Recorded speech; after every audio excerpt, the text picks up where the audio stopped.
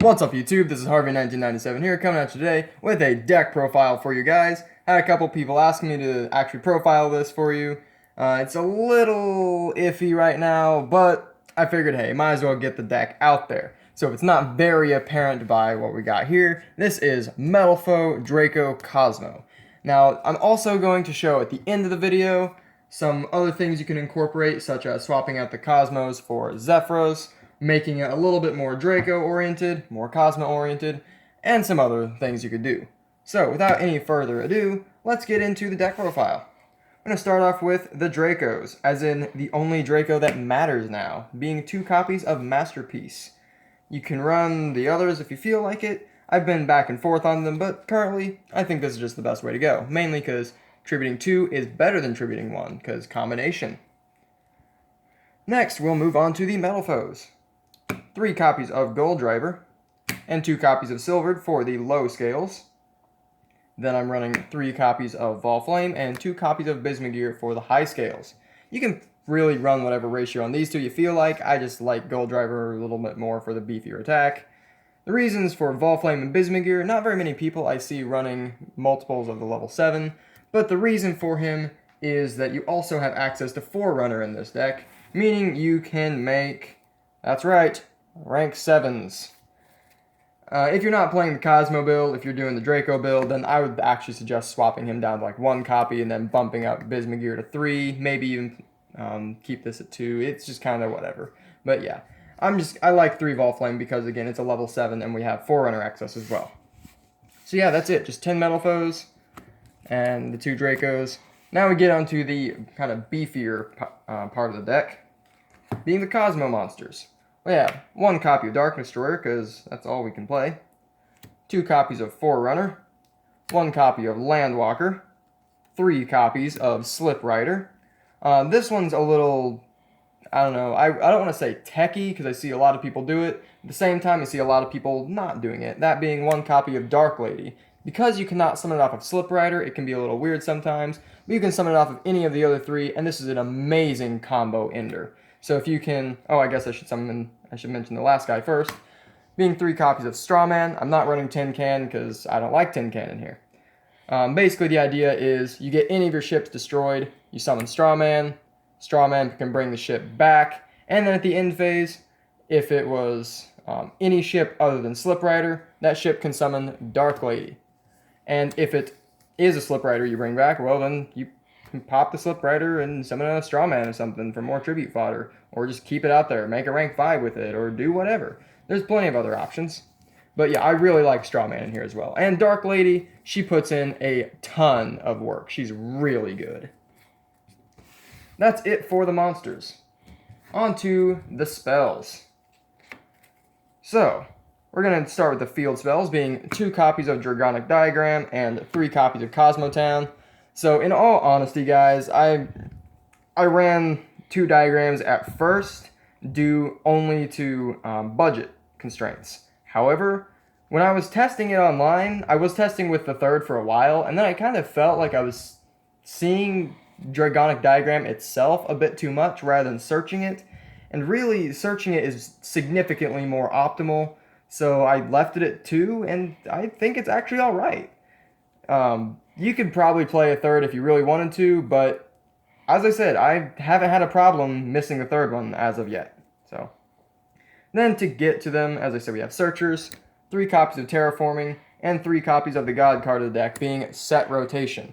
This is nuts in this deck because you can do things such as give yourself Diagram and the opponent the Cosmotown. Then you can pop Cosmotown with your Slip Rider to get your own search. Just off the wall, just nuts. Or you can do the play where you give yourself Cosmotown, you give them Diagram, get your stuff with Cosmotown to get your searches, or shuffling back things, draw power, whatever. And then at the end of or before the end of the turn, if you can make a Metalfoes Mithrilium, which is not hard at all, you can bounce the Diagram to your hand from the opponent's field and then activate it over your Cosmotown to then go into your Draco stuff afterwards. It's absolutely crazy. Dragonic Diagram, Cosmotown, Terraforming, Set Rotation, they're all absolutely nuts. Although this is the one that really gets it started. Then our non-field spell cards, there's not very many of them. 2 copies of True Draco Heritage, 1 Metalfoes Fusion, and 1 full Metalfoes Fusion. Some people don't like this. I really like it for the extra disruption. This is, you can't really run Metalfoes without this card in my opinion. It's just too good. And the reason I'm running 2 Heritage instead of 1 Heritage, 1 Disciples is just because there aren't really enough targets for Disciples in my opinion. And I just think it'll come up a little bit more often to, play a Heritage, have it get destroyed by your diagram or whatever, and then play another one for a quick draw before you tribute it, rather than Disciples getting the quick draw or blowing up Disciples and then searching later. I just like 2 of these better, honestly. It's kind of weird how that works since they're pretty much always just for Tribute Summoning Masterpiece, but I like these better. On to the traps. Very small trap lineup. They're all continuous traps. 3 Metalfoes combination. This is what really makes the deck work, in that your Metalfoes pop your cards to set combos. You tribute your combos for Masterpiece, so you get fodder for Masterpiece, as well as extra searches. It's absolutely just nuts how good this card synergizes with him. Then True Draco stuff, we play 1 Return and 1 Apocalypse. For Metalfoes stuff, you could run Counter if you wanted to, but I'm not, because 99% of the time combinations what gets set, so, Return is really good, we all know that, we know why. Apocalypse, the only reason I'm actually running this is because a lot of people I know are playing, big cards right now. Just, let's just take cards, for example, Supreme King Zark, or Blue Eyes Chaos Max Dragon, things like that. They're not very prevalent, but I know a lot of people with the new ban list, they're kind of playing whatever, floats their boat at the moment rather than playing the best deck. And I know for a fact a person at my locals is playing Chaos Max Turbo, and if I don't have this in my deck, then I'm going to lose every game 1 to him because I have literally 0 outs to Chaos Max in the main deck. So, yeah, that's why it's in here, but you can probably drop it from the main if you want a little bit more consistency. And that's going to do it for the main deck. On to the extra deck. I'm going to show you what I think you have to have, and then I'm going to say the rest is up to you. 1 copy of Alcahest. You could even run 2 if you really feel like it, but I think 1 is enough. 2 Mithrilium, because Mithrilium is really good and can recycle itself. 2 Orichalc for easy pushes for game. And 1 Adamante, just to have the extra target and for making plays with combination and such. That's all I think you really need for the Metalfoes fusions. We don't have Super Poly, so there's no need for Crimsonite. For Xyzes, I suggest, personally, that you play some kind of rank 4 toolbox, however small. Something like Dweller, Castel, whatever is good for your gold drivers. Just maybe 1 or 2. I don't think you need much more than that. Since we have access to Strawman, really easy to summon 2 of him. You can make something like Sky Cavalry, but I don't think it comes up often enough. You also have access to the Cybernova and Cyber Dragon Infinity package. You have access to cards like number 42, which is really cool. So I'm going to show you a quick play here. So these 2 cards are important to this play. You're going to have to use your imagination. Link Spider is something else you could play because we do have vanillas. But I'm going to keep him face down. Pretend this is Gaia Saber the Video Knight, or whatever his name is, just because I currently do not have a copy of him. But what you can do is, if you can make a rank 7, you can make number 42 up here, detach both of his materials to summon 5 tokens. You can use number 42 and any 2 tokens to summon your Gaia Saber, unlocking this zone. Then, afterwards, you can use 2 tokens to summon a Proxy Dragon. And then lastly, use your final token and your Gaia Saber to summon Firewall Dragon. And that's actually a pretty cool board, because with just your rank 7, you have opened up 3 extra monster zones. And if Proxy Dragon leaves the field by whatever means, you have your Firewall to activate. He is co-linked with Proxy, so you get 1 bounce or recycle. It's just really neat. It makes your Pendulum summons also be able to be much larger for future plays. And that's really all I think is needing to be said about the extra deck. You can really make the extra deck whatever you feel like. There's so much room to work with in here, in all honesty. Some other things you can do with the deck include making a larger Draco engine. via cards like Disciples, Majesty Maiden, and Ignis Heat.